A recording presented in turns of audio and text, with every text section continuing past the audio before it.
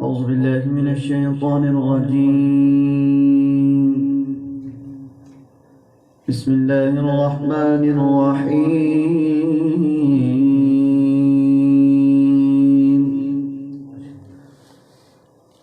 خلق الإنسان من صلصال كالفخار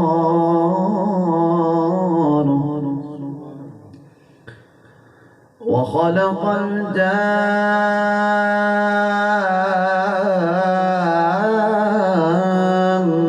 من مارج من نار. سبحان اللہ. فبأي آلاء ربكما تكذبان.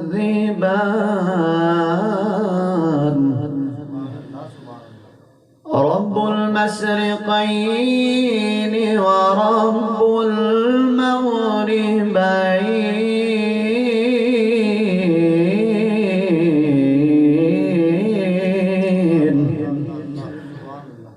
رب المشرقين ورب المغربين.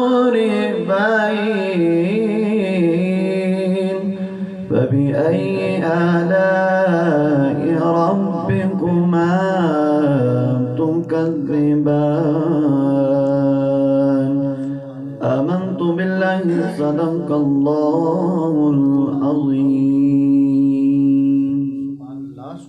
یا صاحب الجمال و یا سید البشر من وجهک المنیر لقد نور القمر لا یمکن الثناء کما کان حقہ بعد از خدا بزرگ توئی قصہ مختصر.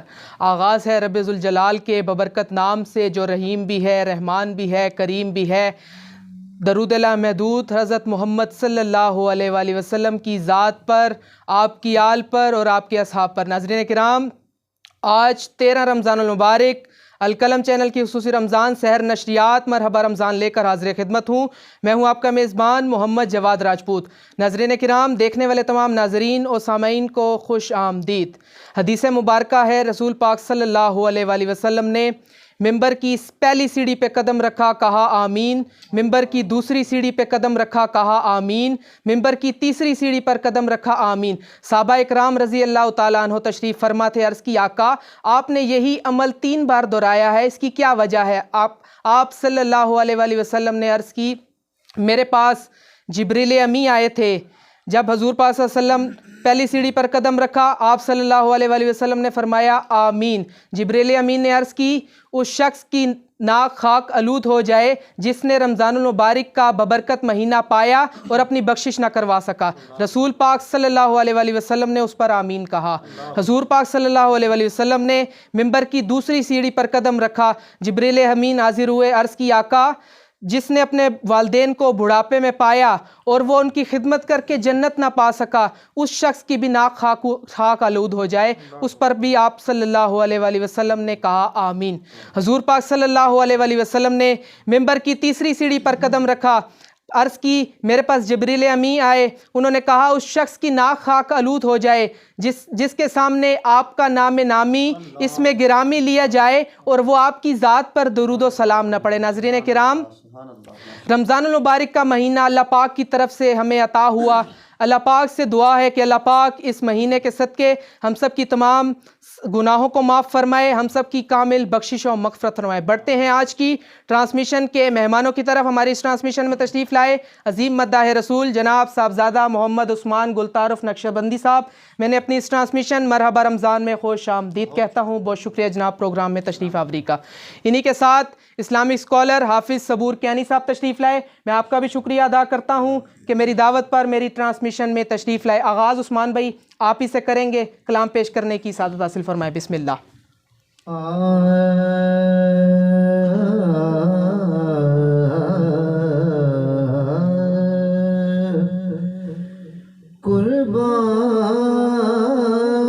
قربان میں ان کی بخشش کے واہ واہ سبحان اللہ.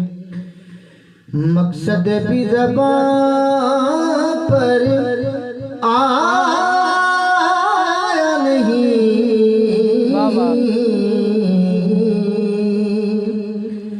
بن مانگ دیا اور اتنا دیا، بن مانگ دیا اور اتنا دیا، دامن میں ہمارے سما نہیں، بن مانگے دیا اور اتنا دیا، بن مانگے دیا اور اتنا دیا، بن مانگے دیا اور اتنا دیا، دامن میں ہمارے سمایا نہیں، قربان میں ان کی بخشش کے ایمان ملا،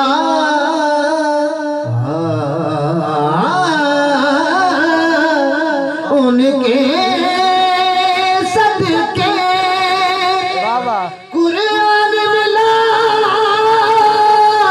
ان کے صدقے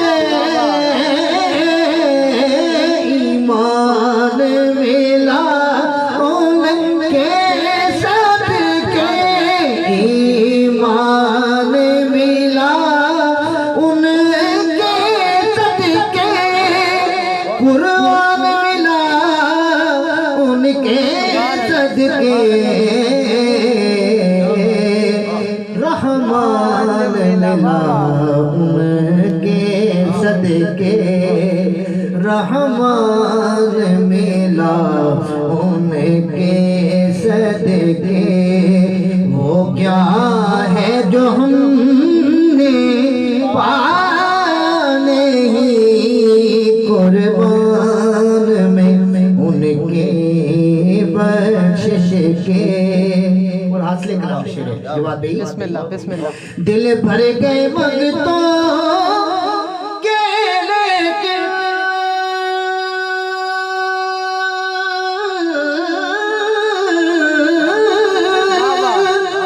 دینے سے تیری نیت بھری،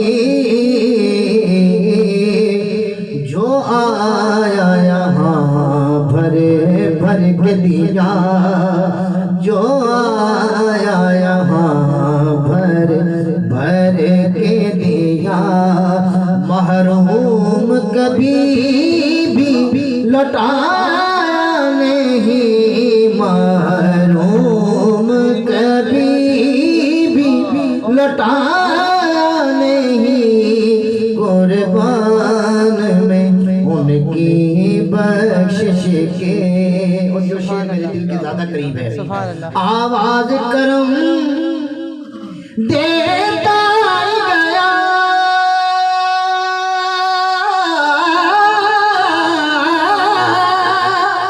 تھک ہار گئے لینے والے، منگتوں کی ہمیشہ لاج رکھی، منگتوں کی ہمیشہ لاج رکھی، محروم کبھی لوٹایا نہیں، محروم کبھی بھی لوٹایا نہیں، قربان میں ان کی بخشش کے اس محسن اعظم کے یوں تو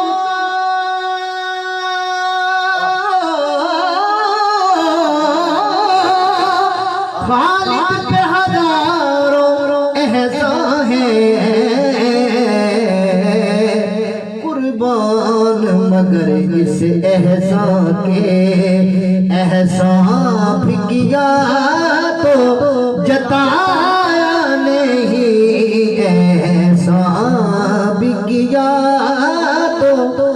بتایا نہیں قربان میں ان کی بخشش کے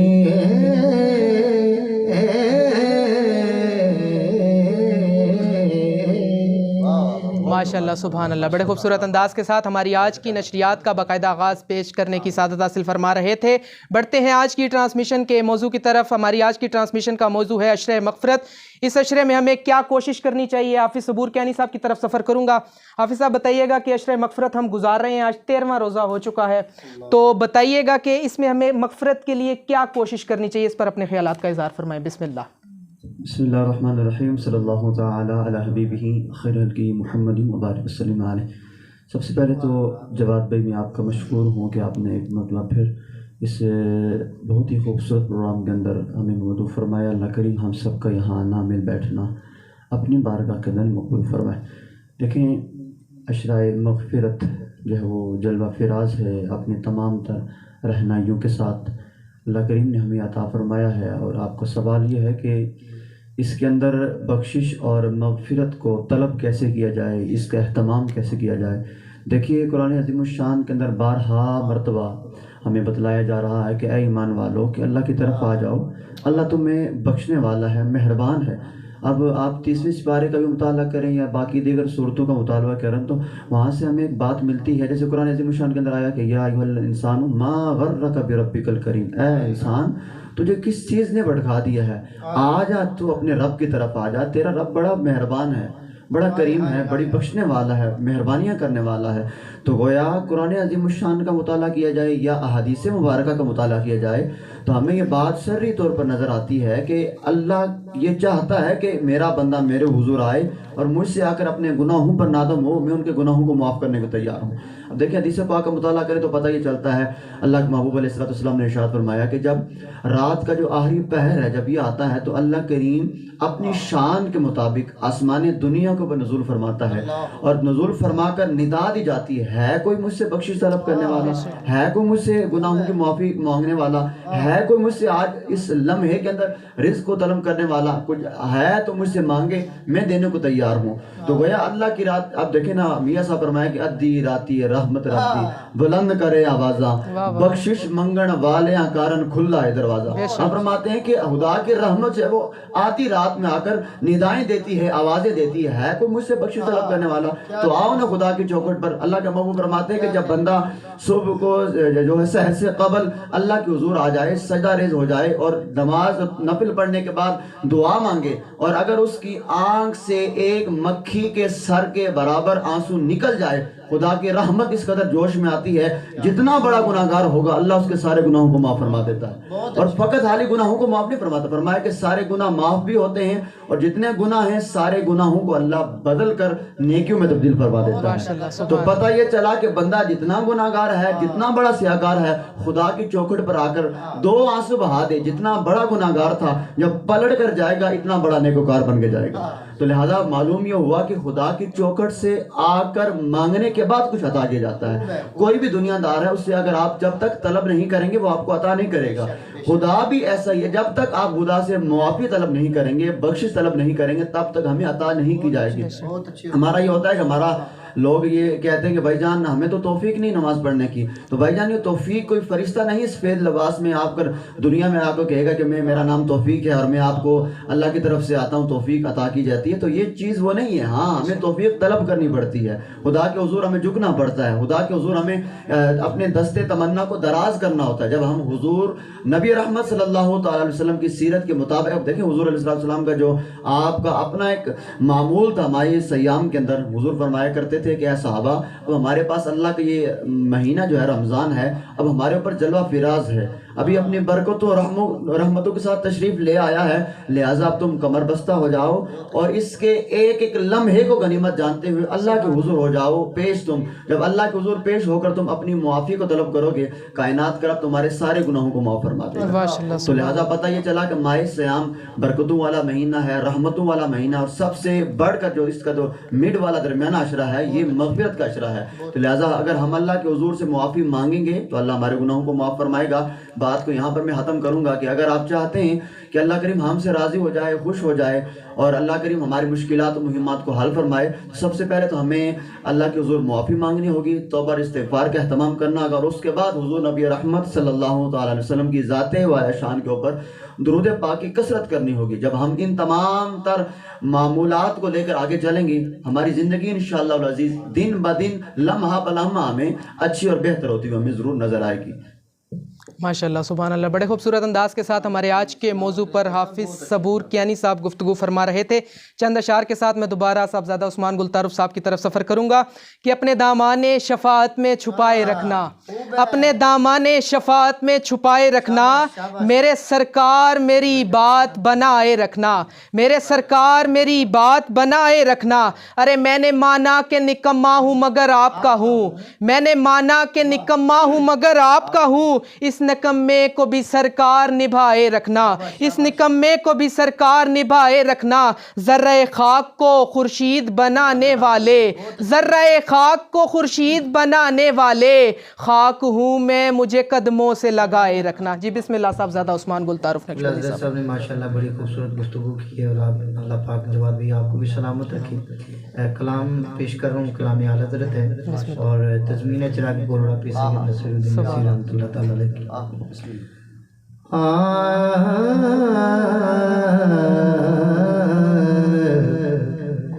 کوئی دنیا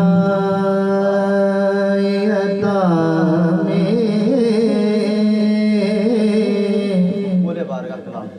نہیں ہمتا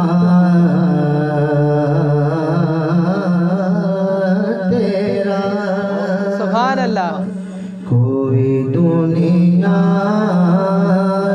عطا میں نہیں ہمتا تیرا، کوئی دنیا عطا میں نہیں ہمتا تیرا، کوئی دنیا عطا میں نہیں ہمتا تیرا، کوئی دنیا عطا میں نہیں ہمتا تیرا، ہو جو حاتم کو میسر یہ نظارہ تیرا، ہو جو حاتم کو میسر یہ نظارہ تیرا، کہ اٹھے دیکھ کے بخشش میں یہ رتبہ تیرا، کہ اٹھے دیکھ کے بخشش میں یہ رتبہ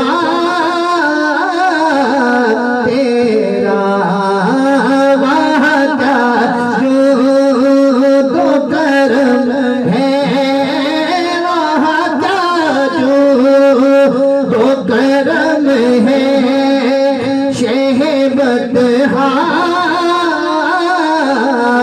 تیرا، نہیں سنتا ہی نہیں مانگنے والا تیرا، نہیں سنتا ہی نہیں مانگنے والا تیرا۔ شعر بڑا خاص ہے۔ کچھ بشر ہونے کے ناطے تجھے خود جانے،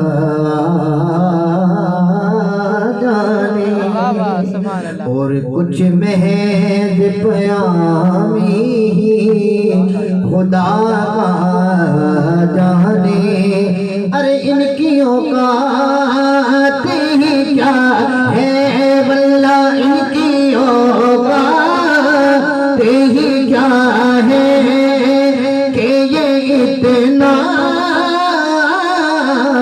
جا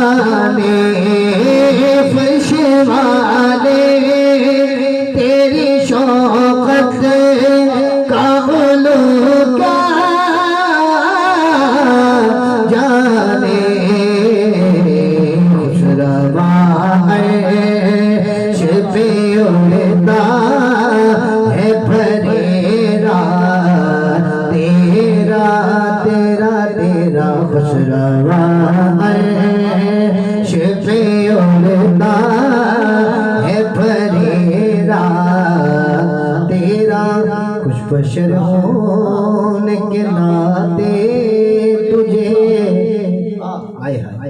خود سا جانے،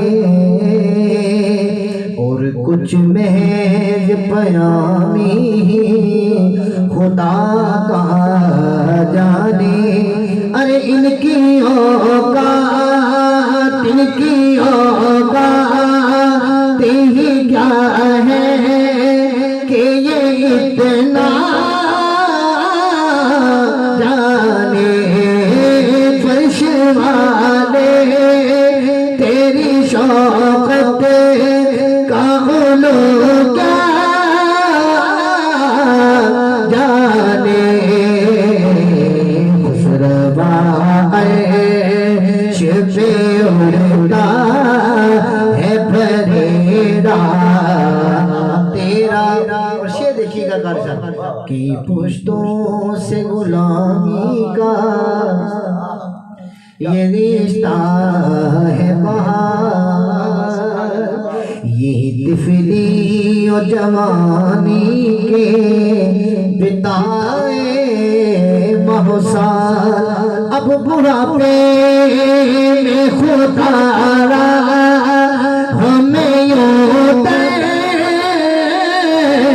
سے نٹا، تیرے ٹکڑوں آقا تیرے ٹکڑوں پہ پلے غیر کی ٹھوکر لڑا، کھڑکیاں کا ایک چھوڑ کے صدقہ تیرا بکتا ہے، تجھ سے ہر چند وہ ہے قدرو فضائے میں رفیع، گر نصیراج مگر فکر رضا کی توسیع، پاس ہے اسے کہ شفاعت کا وسیلہ تیری سرکار ملاتا ہے رضا اسے